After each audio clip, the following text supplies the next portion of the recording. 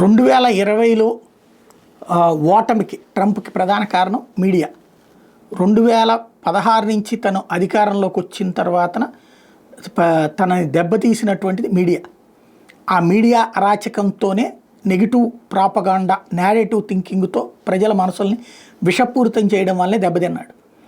అందుకని తను ఓడిపోవడం, మళ్ళీ ఇప్పుడు ఆ మీడియాకు వ్యతిరేకంగా సోషల్ మీడియాని బాగా వినియోగించడం, పబ్లిక్లో మౌత్ పబ్లిసిటీ, తను పబ్లిక్లోకి వెళ్ళడం వల్ల జరిగిన పరిణామాలతో విజయం సాధించాడు. ఇప్పుడు ఆ మీడియా ఏదైతే సోరోస్ గ్రూప్ నడిపేటటువంటిది లేదా యాంటీ ట్రంప్ గ్రూప్ ఏదైతే నడిపిస్తుంటుందో దాని మీద సీరియస్ అడుగులు వేస్తున్నాడు ట్రంప్. లేటెస్ట్గా అలైన్ ఎనిమీస్ యాక్ట్ 1798 తీసుకొస్తున్నాడు. తద్వారా CNN లాంటిది, వాస్తవంగా CNN అంటే ఒకప్పుడు కేబుల్ న్యూస్ నెట్వర్క్ అనమాట.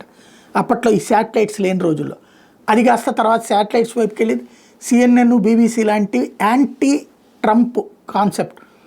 ఒక ప్రభుత్వం ఒక పాలసీ తీసుకొస్తే అందులోని మంచి చెడు ప్రజలకు చెప్పి ఏది మంచో ఏది చెడో మీరు డిసైడ్ చేసుకోండి అని చెప్పాలి. అలా కాకుండా వీళ్ళే ఏది మంచో సర్టిఫై చేస్తారు, ఏది చెడో సర్టిఫై చేస్తారు.